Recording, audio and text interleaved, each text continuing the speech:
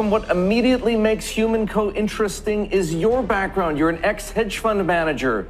You worked for Steve Cohen. You built your own multi-billion-dollar firm. You quit the industry to make healthy food. Today, we're diving into the bold ideas of a fearless innovator who's redefining health, wellness, and accountability. My guest today is a personal friend, Jason Karp. He's a visionary, entrepreneur, and the founder and CEO of HumanCo, which is a mission-driven company that's dedicated to transforming mental and physical health on a global scale. Because of our lax regulations and public company incentives to prioritize profits over safety, millions of Americans are constantly subjected to uncontrolled trials of chemicals that are banned or regulated all over the world. We can reverse this great American poisoning, and we already have a playbook on how to do it.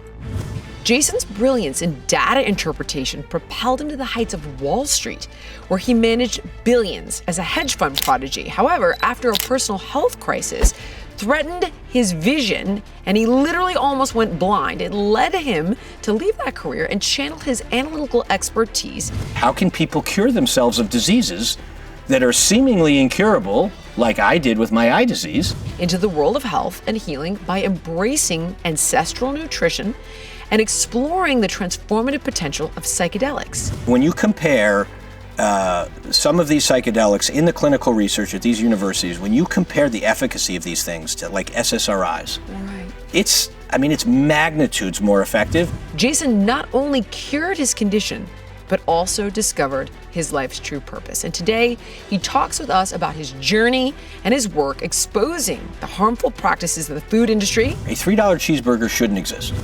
And his dedication to holding corporations accountable for selling processed, poisonous, unhealthy products. High time for American consumers to punish companies that do not respect their own customers. This isn't just a conversation about food. It's a call to action for systemic change and how we approach health and wellness. Here we go. Keeping it real with Jillian Michaels. Jason Karp, you are the most interesting man in the world.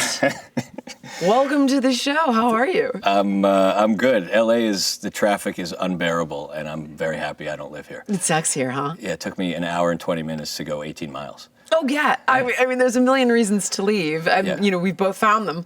But then, of course, my generous benefactor, Bill Maher's studio, is here, so welcome. Oh, thank you. Yes. So these are my notes. I'm not quite sure where to begin. Let's see. You've made 9 figures in 2 unrelated fields. You've cured yourself of blindness. You started HumanCo, which is, you know, everybody, the fantastic chocolate, which... Well, Hugh is actually separate from HumanCo, but both of my businesses have the word human in them.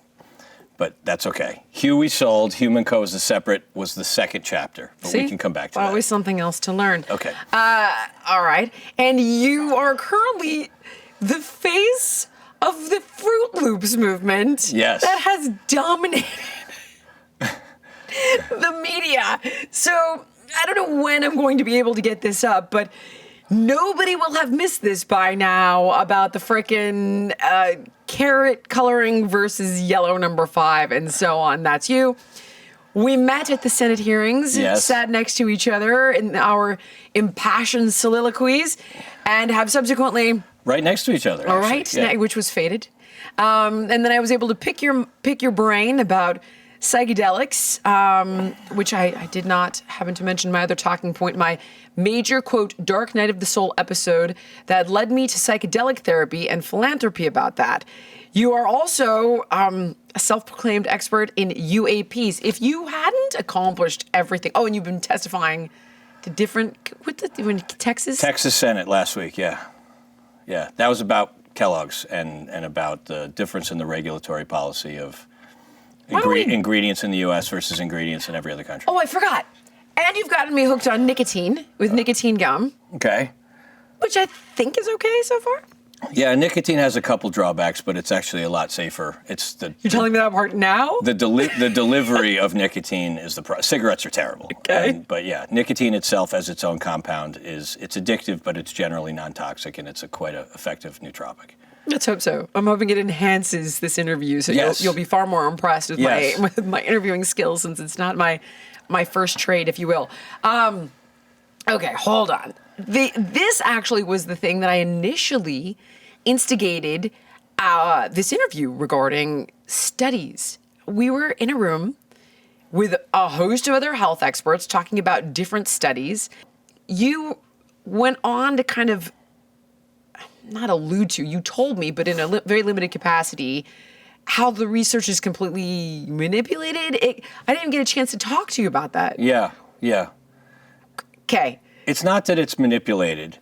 It's that with nutritional studies of humans, you can almost show whatever you want.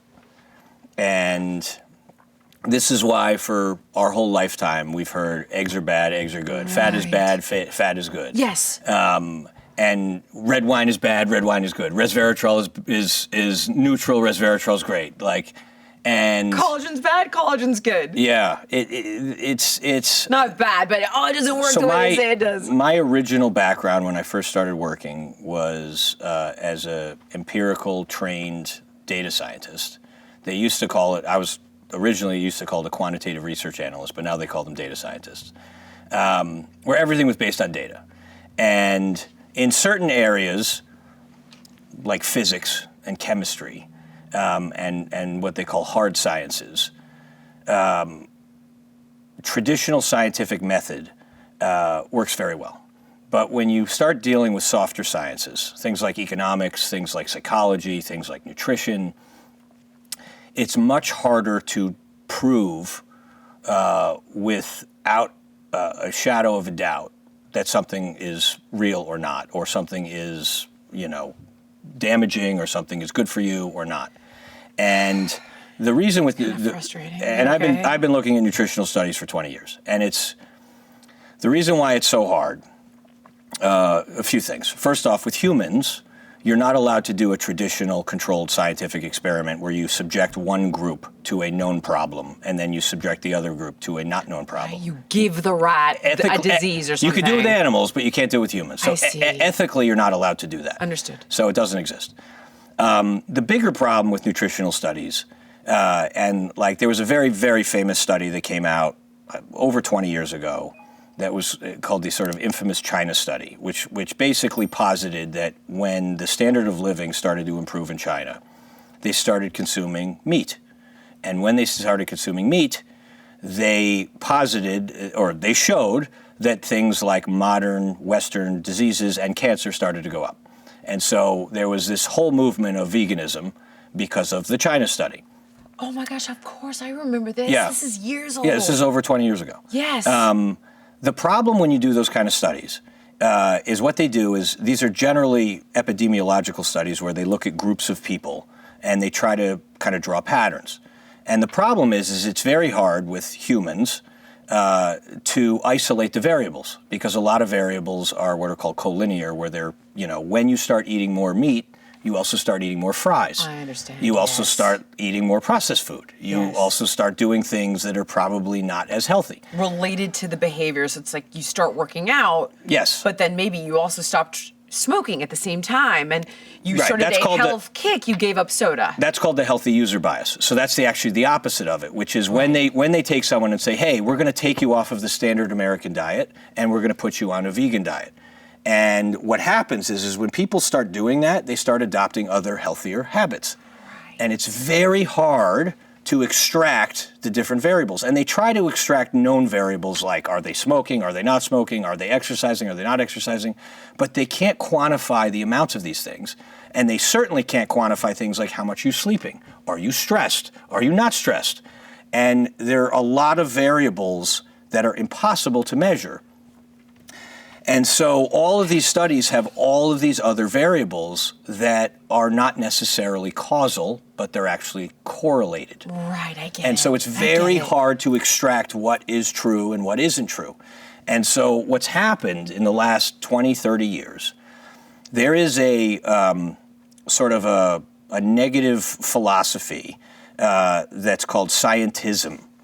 And what scientism is basically an excessive over-reliance on pure science and using the aspects of pure science to try to make your point and to try to sort of demonstrate to the other person that if it can't be proven with pure science, it must not be real.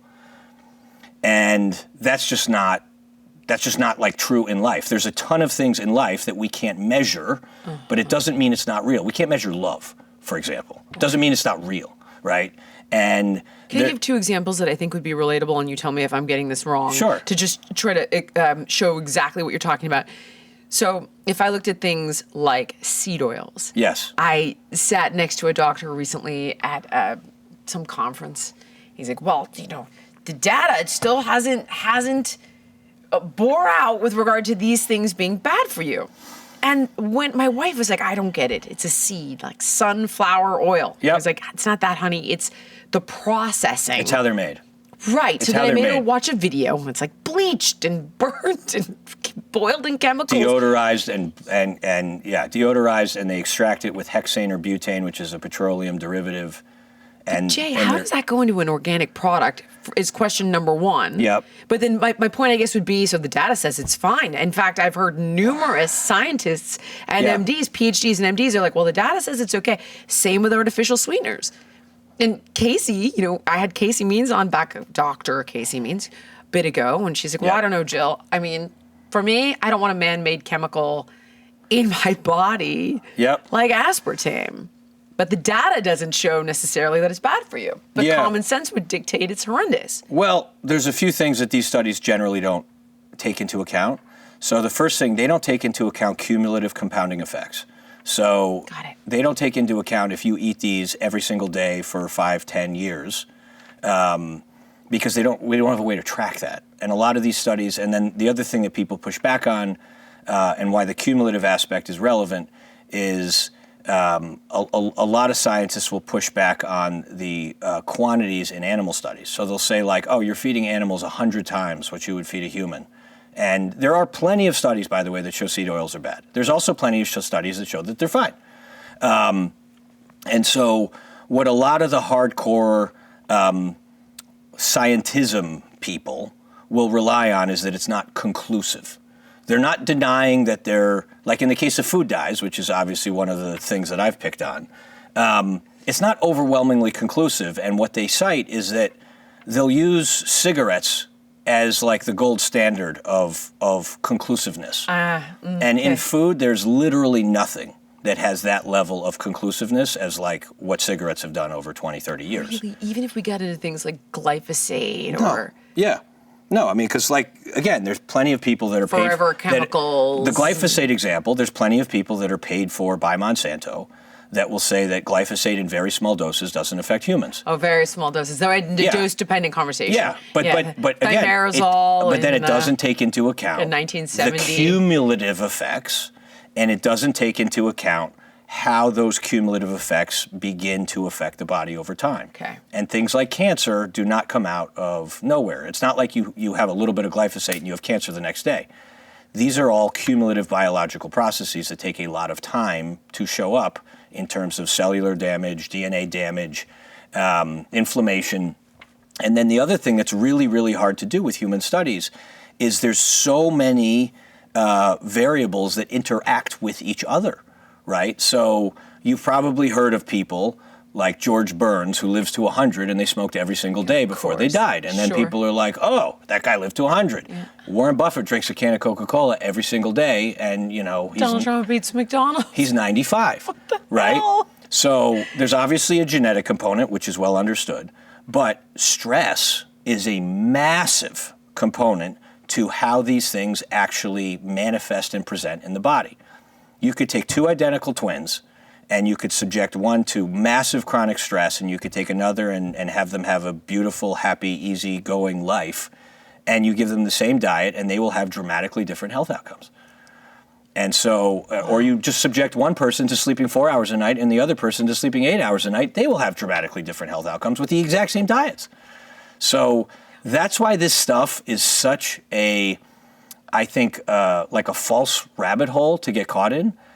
And this is why when we were on the panel together, I mentioned the whole aspect of we've allowed scientific studies to get in the way of common sense, when there's other countries that haven't, right? There's other countries like France and Italy who take tremendous pride in their farming. They take tremendous pride in foods that have been around for hundreds of years.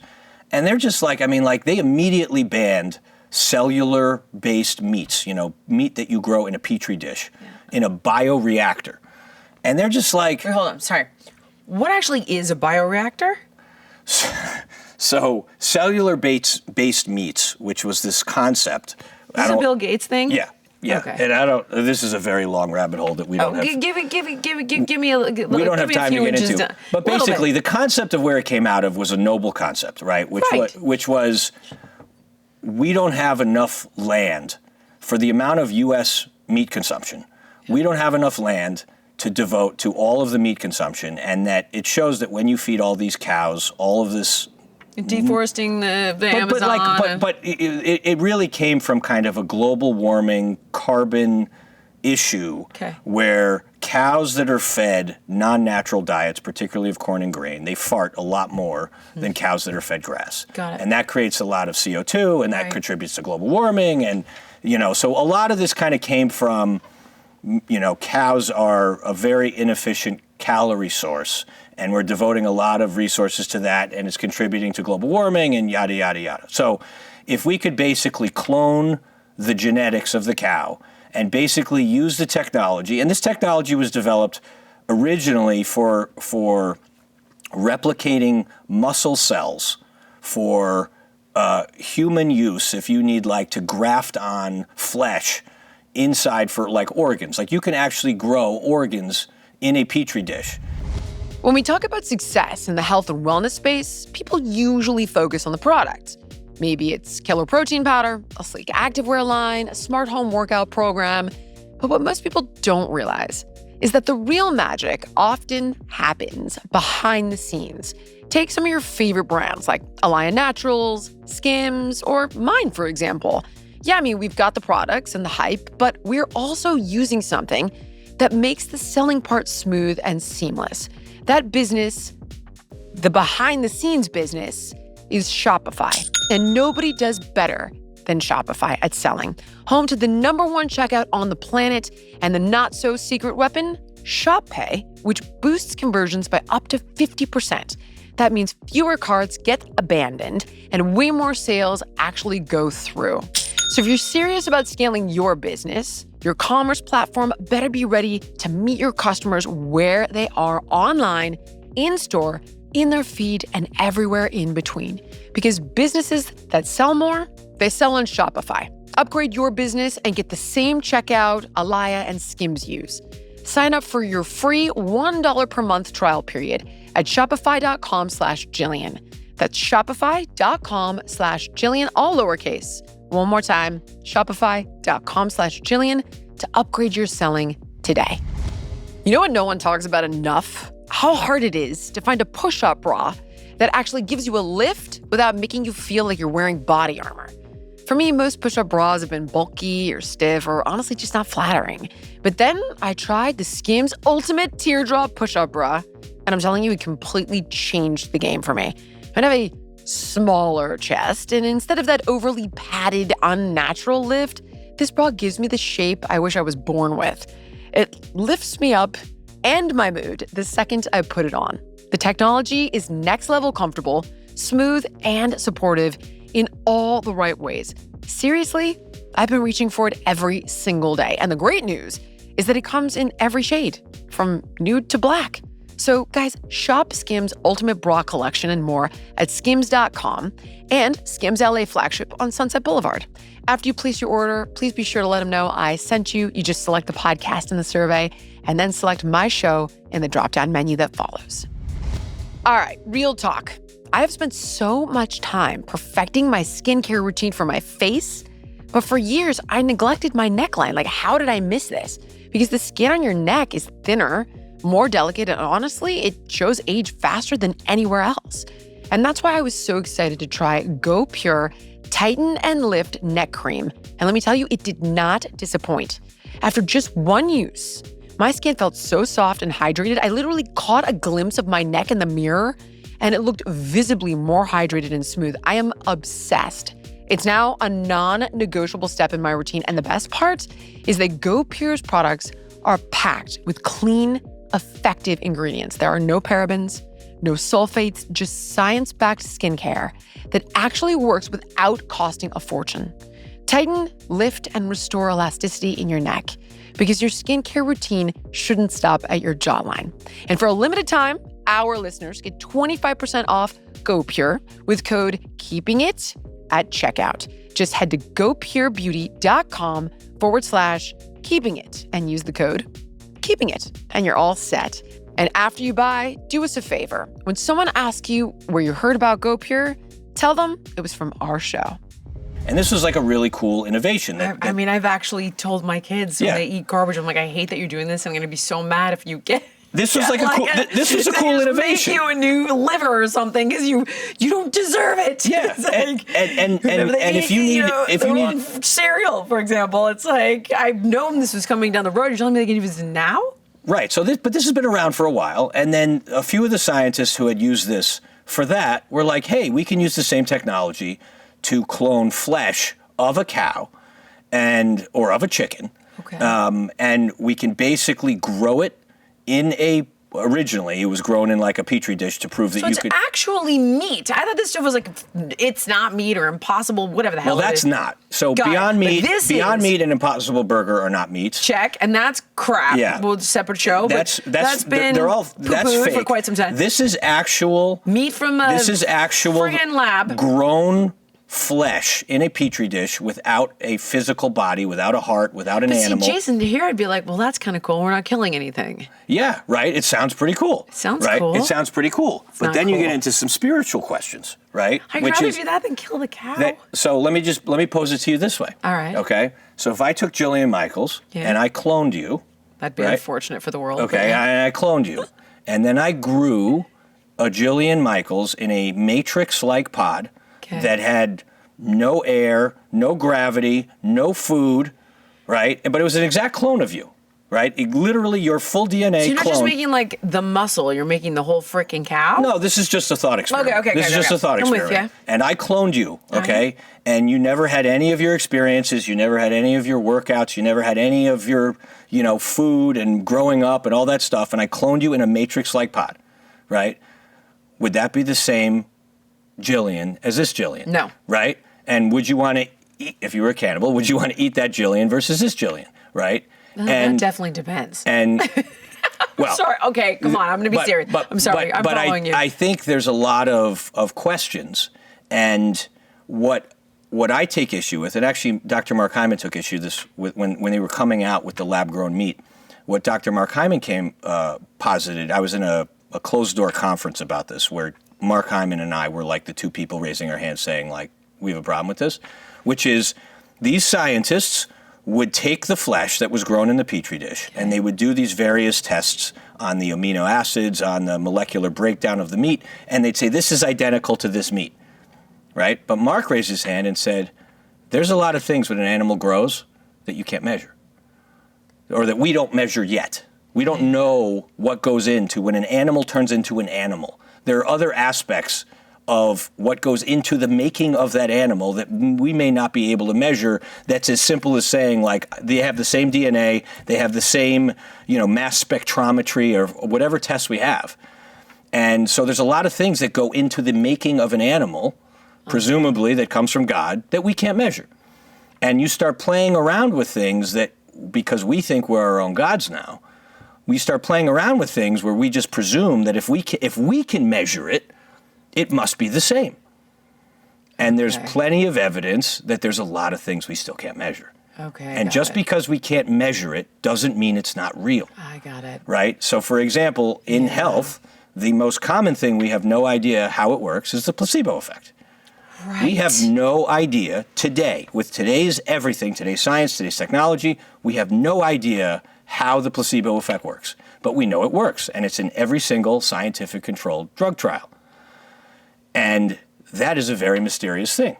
Where does it come from? How can the mind influence how the body behaves? How can people cure themselves of diseases that are seemingly incurable like I did with my eye disease, how can we cure ourselves of diseases because of what's in our mind? And there are tons of those things that are out there that science still cannot explain. Science can't explain the origins of life. Science can't explain the origins of Earth. Science can't explain the Big Bang Theory.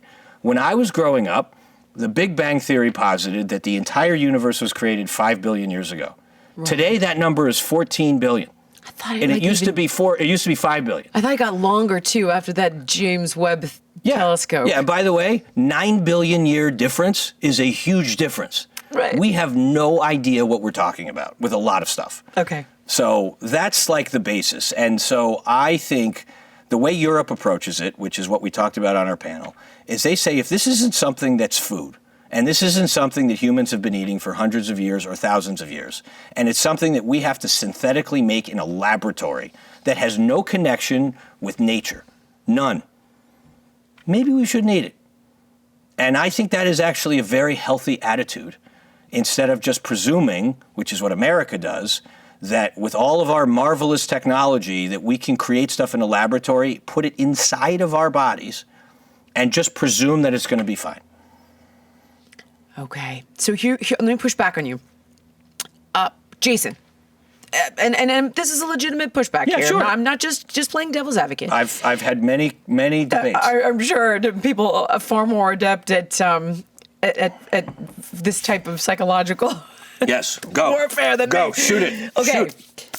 If it's harmful to the environment and we want to grow the species and we're deforesting the Amazon for cows and we want to, we're saying that meat is healthy and it's better than cereal, which we'll get to in a moment. Yep. It's not sustainable.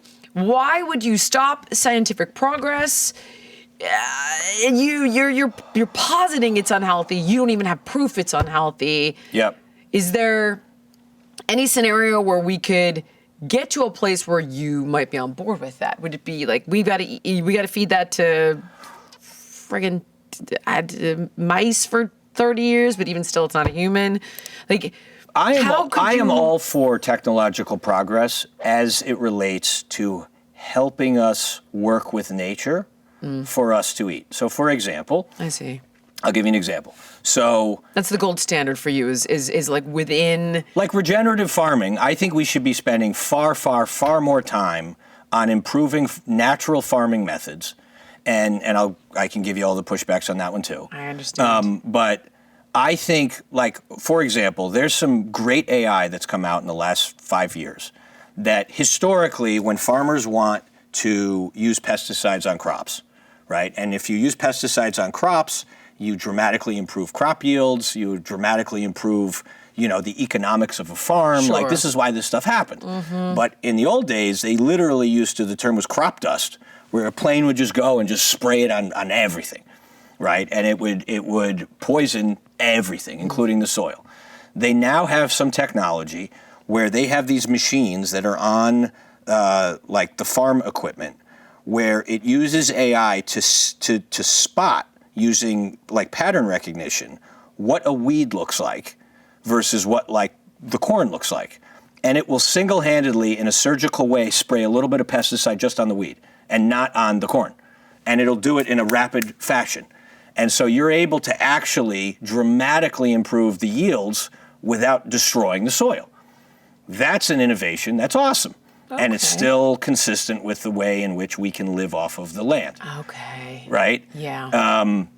I think the issue with meat, which is a very unpopular opinion that I have, I don't think every single person should eat meat. Really? Yeah. I don't think every, in terms of affordability, I think to be able to grow an animal in a way that is evolutionary consistent, where you are treating the animal in a humane way before you kill it for food, right? And compare like a grass-fed, pastured cow versus a cow that you put into a confined pen and you turn it into like a widget.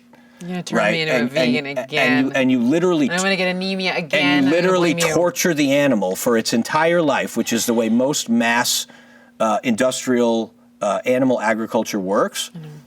If you were able to do it properly, where you're humanely treating the animals before you eat them, that costs more money, right? Which means that you should never have a $3 cheeseburger. A $3 cheeseburger shouldn't exist. And there's plenty of things that we acknowledge are more expensive, and that's okay. And I think if we devoted a significant amount of the money we spend on stupid things, right, the amount of money we spend on just keeping chronic disease from, or just the amount of money we spend on chronic disease, which is clearly continuing to make ourselves worse, right? If we were able to tackle chronic disease and reduce that spend burden, and we're able to take some of the subsidies that we put towards corn, wheat, and soy, which go into hyper ultra processed foods, and we take those subsidies and we start putting them into regenerative farming, and we start putting them into foods that we know are nourishing for humans instead of poisoning humans, we can make those things more affordable. But I think at the end of the day, like, we got into this, and this is not the case in Europe, we got to this place where Americans became obsessed with the cheapest possible food. And what people don't realize is that you get what you pay for. And we should never have had a $3 cheeseburger. There was a time I remember. But hold on, I want to clarify your position real quick, because you're not actually waging a war on meat at all. You're saying that this cheap meat is totally unethical and completely unhealthy. You're suggesting not to eat that over, like, correct. I'm not anti-meat. Or do I not eat it? Well, not eating it is better than eating it. But if I gave you 3 scenarios, do I eat it? Do I not eat it? Do I have a grass-fed, pasture-raised, grass-finished cow of my 3 scenarios in moderation? I personally don't think people need this much meat as they're eating. Which would you choose? I'm curious. Yeah, the 3. Yeah, yeah. 3. Okay, that's a different all day long. piece. I'm very pro meat. Would agree with you, I'm very pro meat. I'm heavily animal based in my diet. A lot of how I kind of cured my eye disease and a lot of how I got healthy again was embracing a more what they call an ancestral diet. Yep. Which is you want to eat things as close to nature as possible. So if it's plants, it's the least processed and the least filled with chemicals and pesticides. And if it's animals, and this is another thing that is important, it's also hard to measure. And it comes back to the example I gave of the Jillian cloning. We can't easily measure, although there have been some studies on this, but I don't think they're conclusive. But we can't easily measure the difference in the quality of the meat of an animal that was tortured and abused and filled with growth hormones, antibiotics, and all sorts of pesticide-ridden feed versus a fully healthy, vibrant animal. Like, we can't easily measure that, but again, come back to common sense. You can see it, though, in a photo. Which do you think, if you eat a diseased, sickened animal, like, what do you think is going into you? I want to go to the eye disease because you've alluded to it a few times, and you and I never finished this conversation. Yeah. So, because we ended up going down 10 different rabbit holes. Right. Okay. You were explaining to me you're running this massive hedge fund. Correct me if I'm getting my timeline wrong, but you're quite young. You're running a massive hedge fund. You're like a gazillionaire at this point, and you begin to go blind. Yeah, well, pick me up from there. I wasn't running a massive hedge fund, and I definitely wasn't a gazillionaire. But I was 23. But you eventually were. I was 2 years. I was 2 years into working. Okay, so but I was. But for what I had always hoped, and for a 23-year-old, I was very successful. And they made me the youngest partner at my hedge fund when I was 23, and I was working for somebody else.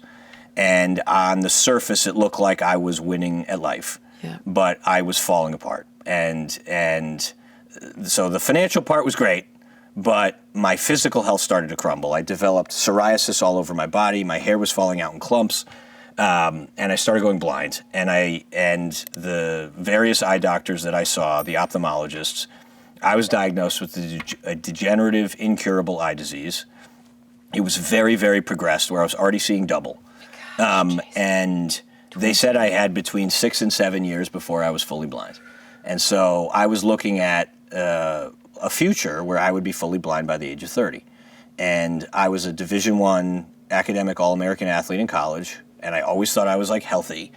And that was when I was 21. And 2 years later, I'm literally dying and going blind. And nobody can figure out what's wrong with me. And the doctors told me the only thing I could do was put my name on a corneal transplant list and hope that that would work. And at the time, the odds of that working were pretty poor. This was 22 years ago, and 23 years ago now. And I had like a voice in my head that basically said, there's another way. And you didn't just like go from healthy to dying in 2 years, and no doctor could figure out what was wrong with me. And I decided to see if I could cure myself with these ancestral methods, which involved much more around removing things than adding things. Right. And I refused to take pharmaceuticals because I didn't think that was going to work, and I also thought that was just a Band-Aid. And because my background at the time was in data and research, I started studying ancestral indigenous peoples. And it turns out there's lots of indigenous peoples all over the world, and these are what you would call hunter-gatherer types. Right. So in many cases, they don't have running water. You know, these are how we probably lived 10,000 years ago. Right. And what I found, which was interesting, was these indigenous peoples all over the world have totally different climates. So if you go into the Arctic, they're living off of like whale and seal blubber and meat. There's no fruits and vegetables. Right. And then if you go to like the Maasai tribe in Africa, it's cow blood, milk, raw milk, by the way, lots of meat, very little fruits and vegetables. And then there were tribes that are living off of nuts, seeds, and fruit.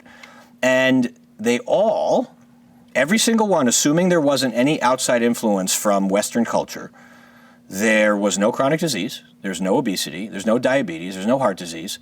They also had no ADHD, and they had no allergies, and there was like no incidence of autism. And you're looking at all these different cohorts, and you're wondering, what is the common thread? Because their diets aren't the same. And the common thread is they live as close to nature as possible. And when they kill animals, they're wild animals that are right there. And when they're eating fruits, vegetables, nuts, and seeds, it's directly from the earth. And there's no chemicals, pesticides, or adulterants. And in addition, they're walking all the time. They're community-based, so they spend a ton of time with each other. They spend a ton of time relaxing. There's not hustle culture. And they're out in the sun all the time. And they're on a natural circadian rhythm with nature. But they basically live with nature in a very holistic way. And so that got me thinking, maybe part of the reason we're so sick is because we've become fully disconnected from how we've evolved. And that was why I named my first company Hu, because Hu stands for human, and our slogan is Get Back to Human. Right. Because I believe that we are so sick because we live at odds with how we evolved as people. Right. And that our collective health problem, which includes mental health, is a function of disconnection. It is a grand disconnection problem, and it's not just disconnection from the food. It's disconnection from Mother Earth, it's disconnection from each other, it's disconnection from the sun, and it's disconnection from what makes us like living organisms on this planet. This actually is going to take me to one of our other conversations, and I have yet to do any sort of significant dose of psychedelics. And yes. You and I touched on this before for people listening.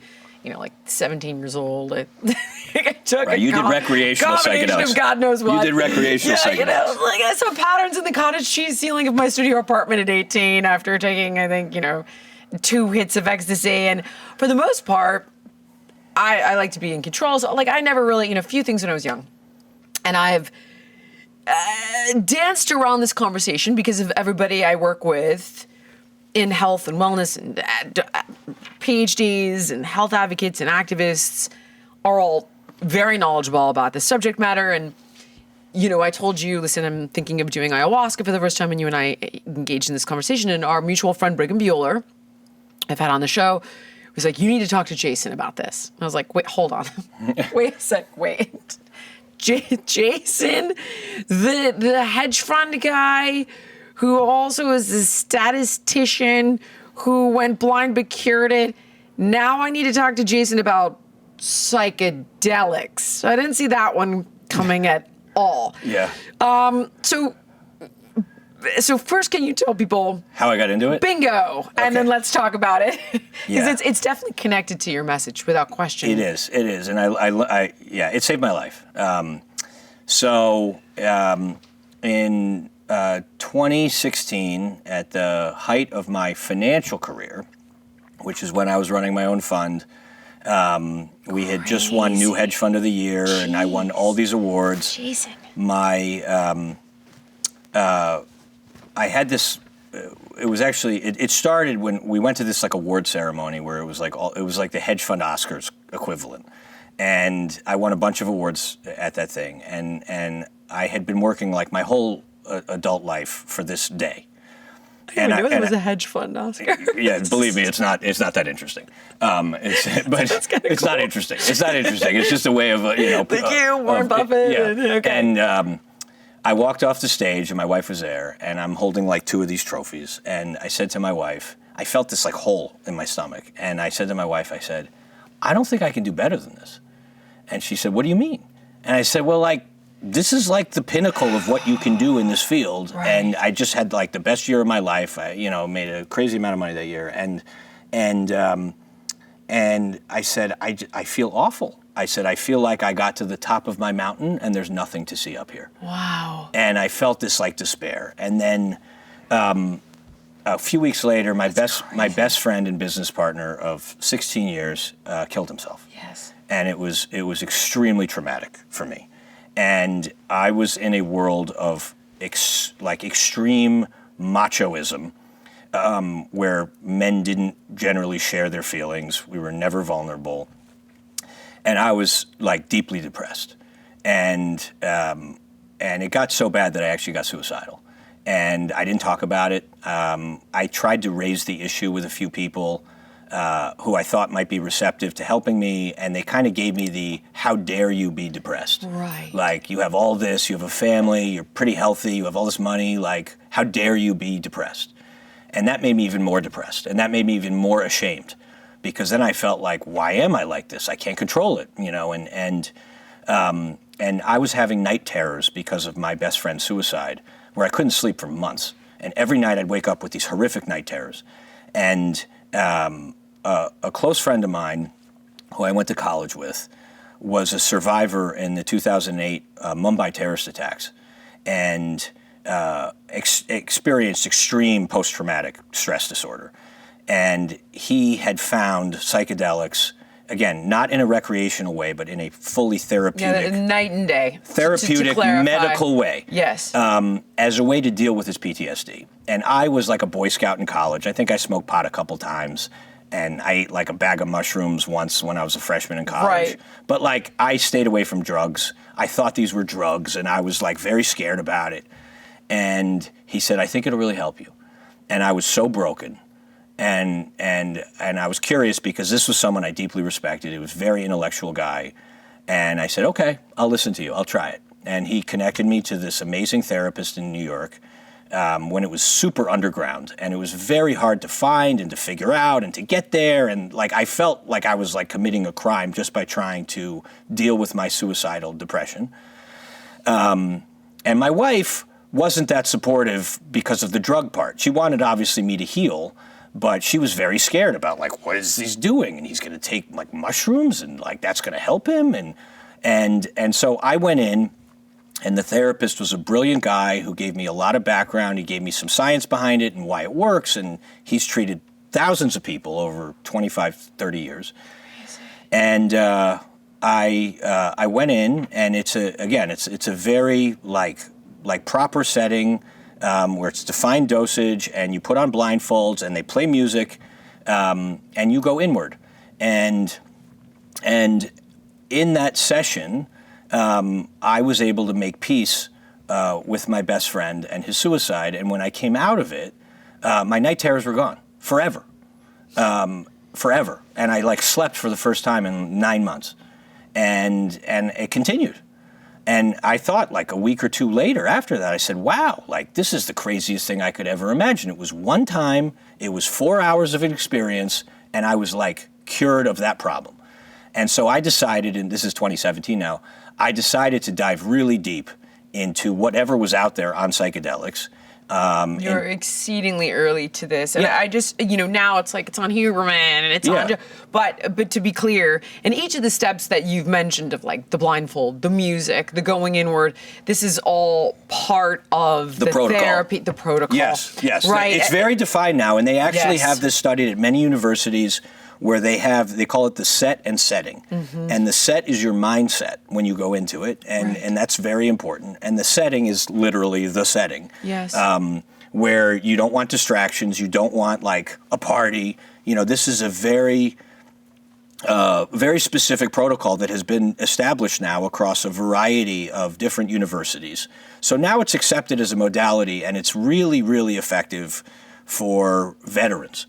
And how this became I'd say accepted in the mainstream was because of how helpful it is for war veterans, for people who have had limbs blown off or have seen assassinations or murders where you can't live a normal life when you've been in that kind of war. And they have done a lot of science and research, and this is all very scientific, about how it alters the neural pathways in your brain so that you don't have these painful memories. But it doesn't wipe out your memories. What it does is it alters the way in which those memories affect you. And it's this like incredible thing that still, when you compare some of these psychedelics in the clinical research at these universities, when you compare the efficacy of these things to like SSRIs, it's magnitudes more effective, and it's only one time. And obviously the pharmaceutical industry doesn't like this because they want you on SSRIs for life. This is a whole thing going on. This is a right one-shot. The war against these in medicine. Oh, this is a terrible development for Big Pharma because in many of these instances, it's one time or two times and you're cured. Right. And even I spoke to Matt Johnson a few years ago, who was working at Johns Hopkins, then is at Shepherd Pratt now. And we were talking about smoking cessation. Yeah. And he was getting like 80+% smoking cessation. Chantix is 35 with a host of terrible side effects. And I was curious because in having worked with people who are morbidly obese for so many years, it's so much deeper.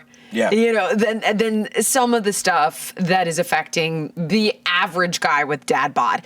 And I began to understand a little bit of it. And then I kind of moved away from it, and I was like, no, I don't need to do this. And then I became more curious, and I started to feel called to it. And Callie talked to me about it, and Brigham was talking to me about it, and then you and I were talking about it. And I can see very clearly that it has permeated every aspect of your philosophy. Yeah. Well, because what happens is, and again, this is also documented, and this happened to me, and this happens to many people. Deep breath. Yeah, deep breath, because we're going to get a little woo here. I'm ready. Let's go woo. Well, but you're living proof that. Let me table this real quick.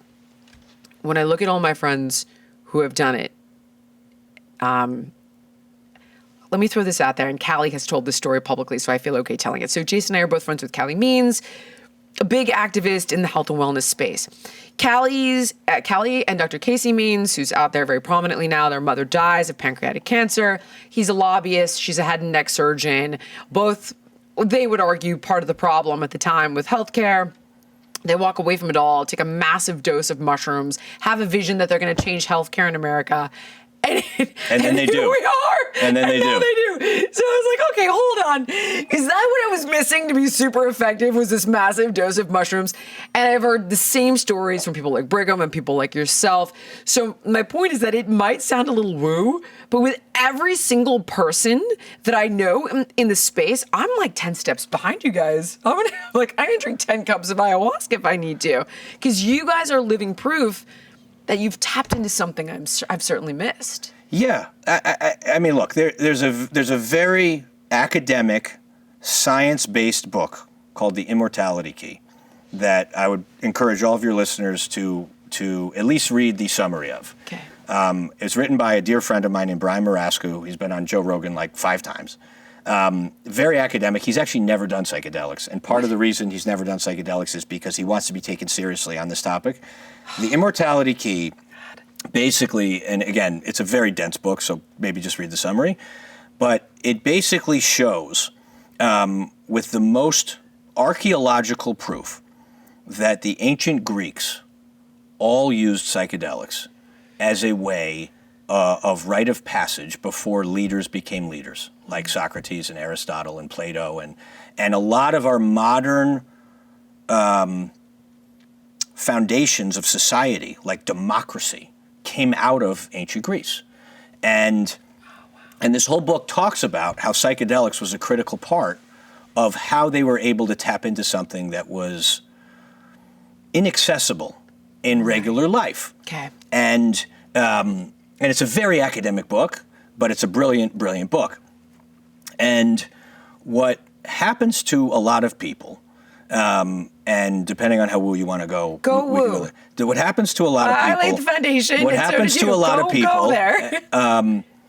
is that when you are in that state, and this has been documented in all the university researches as well, a few things happen. So they typically talk about the hallucinations, but what also happens is you see aspects of, let's call them reality, that feel a lot more real than hallucinations. And you realize, in many cases, that we are much smaller and more insignificant than we pretend to be. And we realize that there's something much bigger than us and that we are part of something much bigger. Okay. And many people see what they call God. Many people see aspects of the universe that they can't explain. But what universally happens when people have this mystical experience is when they come out of it, their appreciation for life, their appreciation for Earth, their appreciation for what part we play on Earth dramatically changes. And it makes people far more conscientious about each other. It creates a lot more respect for each other. It creates a lot more respect for our place. And it shows you, in some instances, that we are children of Mother Earth and that we are children of something bigger and that we are here actually to serve and to help each other, and we're not here to just make money and to just die. And this happens with incredibly high frequency if you do it in the right set and setting.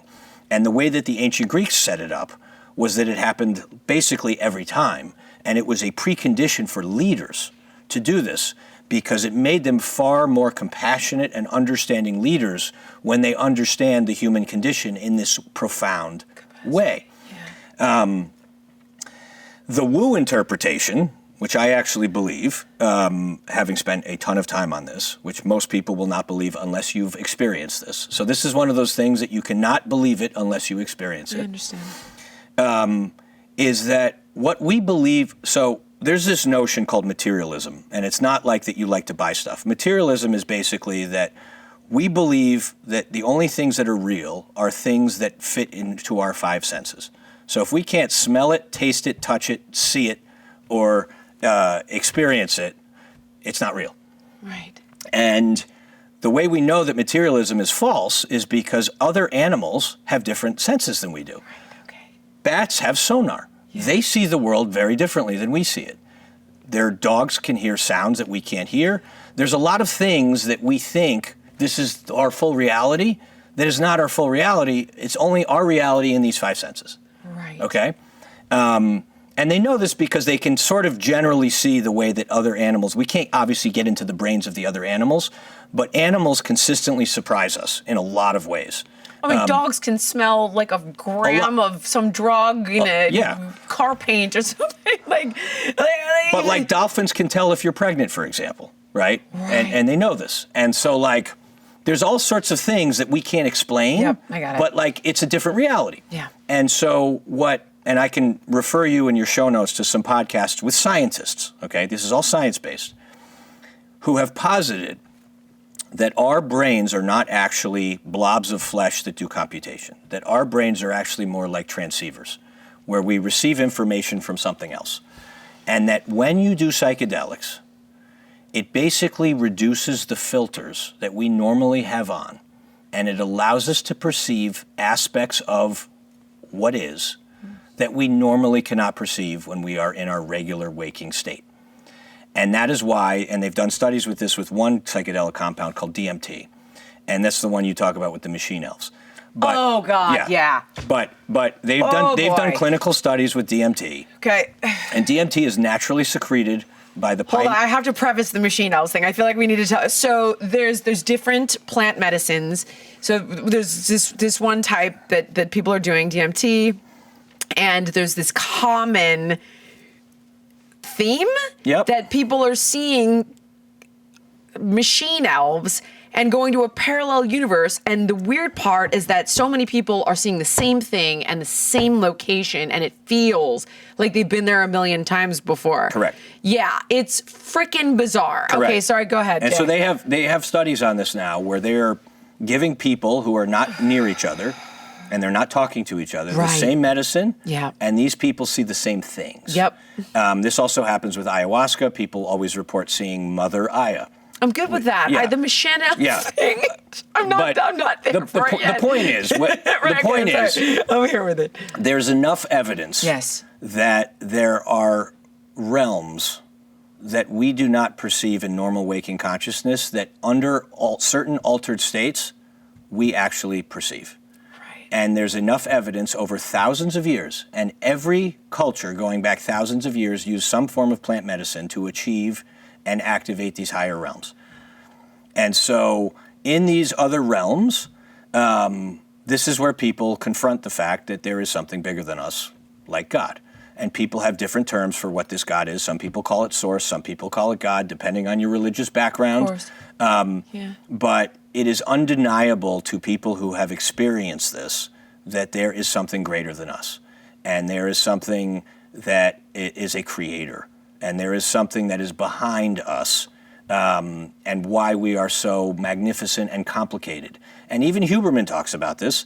And all of the greatest scientists who've ever lived, Nikola Tesla, Albert Einstein, Thomas Edison, they've all acknowledged that their science only got them so far. And then they reached a point where they can't explain a lot of things, and so they naturally then believe in God. And so does Huberman. Because what Huberman cited on one of his podcasts is that when you go super deep into the complexity of the human body, and you go super deep into how DNA works, and you have two choices, which is to say this came out of randomness, this came out of nothing, and just random evolution produced this, or there is something bigger than us that had a divine element in terms of how we became, it's actually more plausible, the latter explanation, than all of this came out of complete random nothing. Right.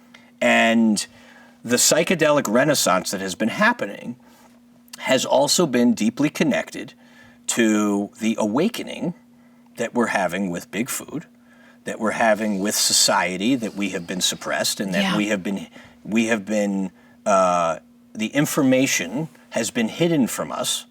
It's why the UAP stuff is now coming out, which is that unidentified aerial phenomena. Yep. And it's why there is such an interest in all of this stuff that we kind of suspect is real, but we've always been told it's not real.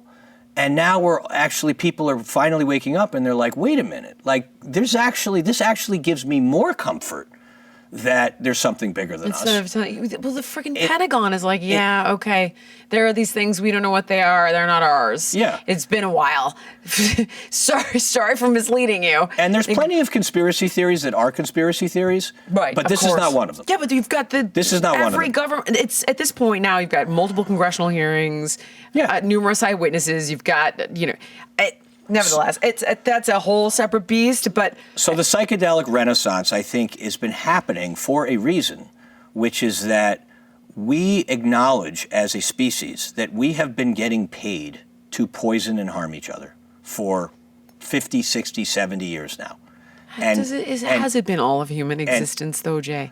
No. Like raping, pillaging, marauding. That's different. Land wars. That's different. No, we've been brutal forever. Okay.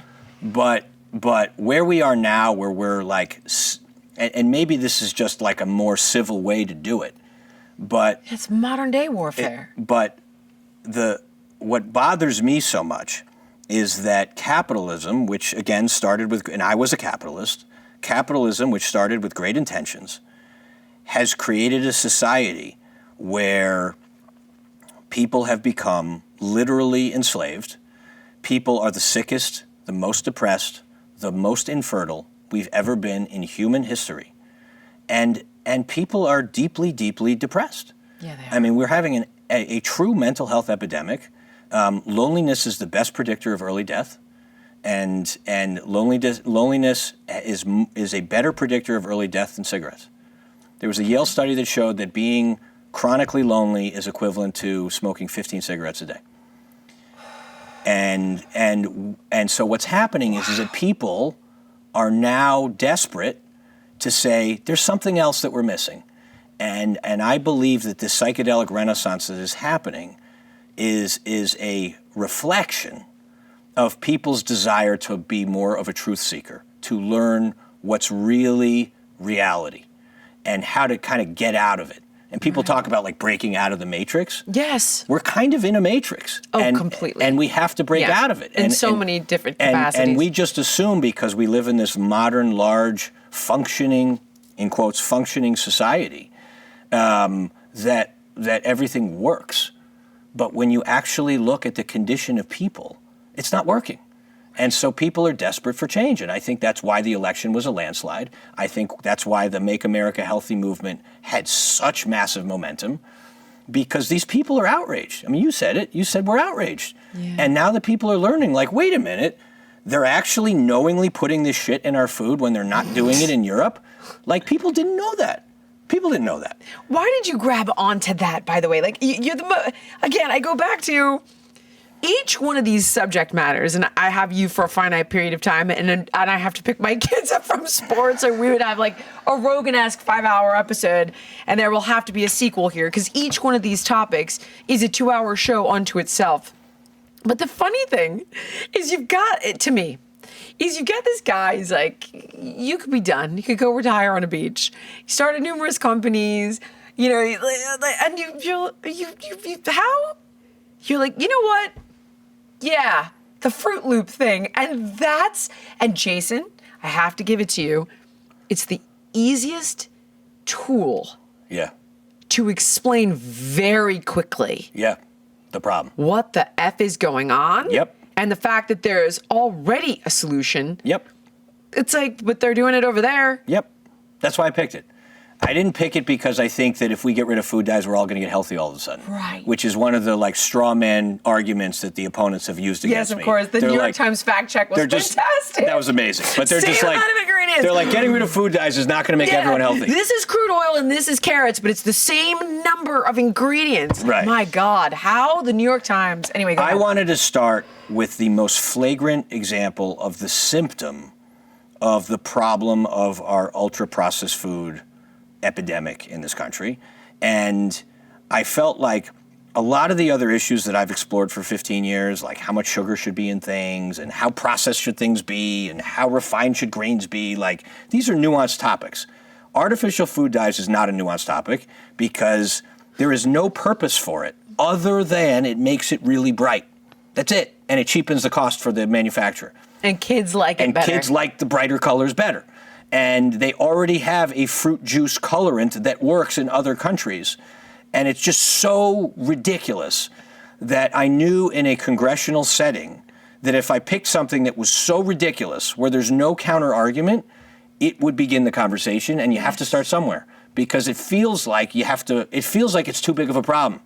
And so if you start with one thing, and you get Americans to realize, like, this is insane, then you can go to the next thing, and then you can go to the next thing. And you start with Kellogg's, and I don't want to just stay on Kellogg's, but we had to pick the most flagrant, most anti-American company that I knew of that has complete disregard for all the American citizens. They literally give, an FU to the 450,000 people that said, we don't want this. They refused to meet with us. They refused to address it publicly. They just reported their quarterly numbers. They didn't even bring it up. They're just acting like it's going to go away. And I think it is high time for American consumers to punish companies that do not respect their own customers. And how do we do that? By boycotting their products and not buying it. Because if their sales start to drop precipitously, they will either go bankrupt or they're going to have to change. I feel, oh man, they must rue the day they got your attention. It's like, woo, they pissed off. And we wanted to work with them. I know it was a constructive initial discussion. Know it was. But they basically said to us, like, no, we're not going to deal with you. Like, what we're doing is legal, and we're going to keep doing it as long as it's legal. And they were just hoping that it would go away. And I think Americans are now showing them it's not going away. You said something so great. Because a lot of people reached out to me after those Senate hearings, and they're like, what do I do? What can I do? And I said, well, you know, this guy that I met, because we just met, said that if we can impact the bottom line of a company just a few percentage points, we don't even have to wait for the legislators. That's right. You'll see change. That's right. So it's a vote with your dollars kind of game then. It is. It is. And I'll say with Kellogg's, one of the challenges, which is why it hasn't shown up as drastically as I would like it to be, Kellogg's derives a lot of their business from schools, hospitals, military, and like hotels. Right? Like if you go into like a hotel like buffet, you'll see tons of Kellogg's products. Right. Right? Of course. So it's not just the grocery Yeah. store. So if your listeners care about this, you have to tell your public schools, you have to tell your hospitals, you have to tell your hotels, get this shit out. Because if the government, and I'm hoping that Bobby is going to do this, if he comes out and says our taxpayer dollars are not going to support this garbage that you're feeding to our children, I mean, it'll be a catastrophe for them. Because so much of their business comes from these like automatically renewing contracts. And so I think it's a combination of boycotting at the store, telling all your store managers, like, you shouldn't carry this is poison, and then telling, you know, all the institutions that carry this stuff, like, don't use this stuff. Right. But it's going to take a village, and they're not wavering. Wild. They're not wavering. It's crazy. Absolutely wild. It's crazy. Wow. Yeah. Okay, so let's not buy Kellogg's until they waiver. Yeah. How hard can it be? I mean, there's a host of other food out there. There's tons of other options. Yeah, there's tons of other options. But the point is, if you make an example out of them for treating Americans with a recklessly profiteering way, then other companies will start to have respect for these kinds of things. And I'll tell you some good news. Vonnie sent a letter with me. Vonnie is working with Jason Vonnie Hari, on this. the food babe, sent a letter to General Mills on Friday. Oh, no. Okay? And CC'd me and Callie on the letter. General Mills replied on Tuesday. They're willing to meet. And they came out with a public statement yesterday. Oh, dear. That they are willing to work with regulators in the new administration to comply with whatever they want. I sort of believe it, Jay. I'm in a little, because I played this game on Biggest Loser, and I went down there, and they're like, we're working on this, our natural color blue, and nothing came I'm not of it. saying it's going to change, but at least they're responding I agree. immediately. You are right. And that is good news. But I couldn't agree more. That is good news. Is there anything I didn't ask you that I should have? For our first installment. Yeah. I think I had one topic that I think is really relevant to sort of end. Please. So I have taken issue. So in my earlier life, when I was like a insanely neurotic overachiever.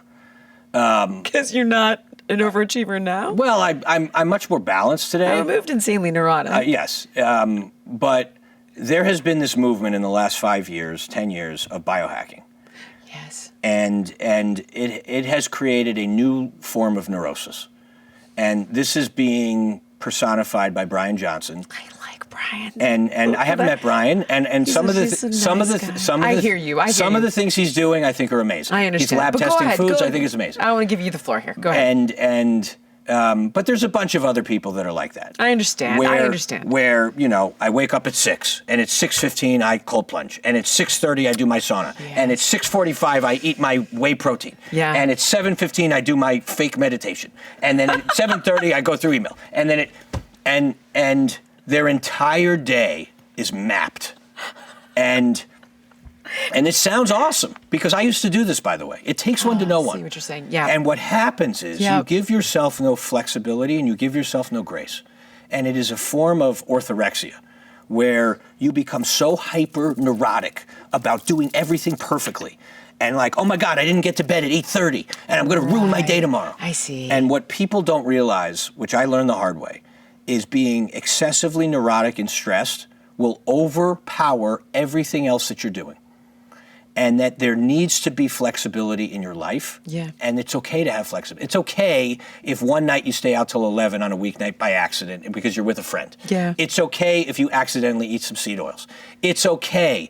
And you have to be able to give yourself some grace, because this incredibly neurotic form of living is actually self-destructive. And I'm sure you've seen it with those super crazy people. You know, I've seen it with some really intense vegans, where they look really unhealthy and they're like gaunt. I have seen it. I know and exactly they bring what you their own mean. food everywhere. Yes. And so I think I used to be that way. I get it. And what I realized is, if you are excessively stressed and neurotic all the time, none of that other stuff matters. And that you have to be willing to have some grace with living a life, especially if you have a family, especially if you have children, because you're not going to be able to control everything perfectly. Yep. And so my feedback would be, have a little bit more flexibility and fun in life, because if you're so obsessed with living longer, you're actually not going to live longer. You know what? You're totally right about all of that. If I could play devil's advocate for Brian for just a moment, because I had an opportunity to pick his brain for several hours, and what's interesting is for him, it's not stressful, and he's not advocating that protocol. He's trying to extrapolate the key parts that are tangible for people, so he can say, listen, I've gone to Mecca and back, and of the 1,000 things, here's 3. Now, you are totally right, and nobody should live like that, and it's the worst thing ever, and it is absolutely a part of orthorexia. But to Brian's credit, I don't think he's trying to advocate for that. I think he's trying to get answers because he personally thinks it's fun and fascinating. But I guess my takeaway, which is very encouraging for all your listeners, is that there's only a few things you need to do, and you can get 90% of the way there. You know, if you sleep 7 to 8 hours a night, if you have community and love around you, if you eat a modestly clean diet, it doesn't have to be insane. If you have a mindfulness practice like meditation, and you exercise 4 to 6 days a week, and you just get rid of the ultra-processed chemicals, you'll get 95% of the way there without any of the weird things like the blood plasma transfusions, and all the weird things that are coming out now. Like, sure, those are helpful, but you can get all the way there with just the simple things that the indigenous peoples do every day. You couldn't be more right. Jason, where do we find you? Where do we go to get more? My social handles are HumanCarp, K-A-R-P. I'm on Instagram, and I'm starting to get more active on X now. HumanCo.com is my business's website, where you can learn about our various businesses, including True Food Kitchen, and some of the other businesses we're involved in. And now with the movement that you and I had on the Senate panel, it appears that a lot of our stuff is being published on many channels now. So I think it's just beginning, but yeah. I'm here for it. It is just beginning. You are, and it's just beginning. Great the grand awakening is just beginning, and I'm very excited about it. Thank you for everything. You're wonderful. I look forward to our next installment. Thanks for having me. Longer, deeper dives. Yeah, thanks for having me. Thank you so much for watching. If you enjoyed the podcast, please like, comment, subscribe, and share. And make sure to let me know what guests you want to see on in the future.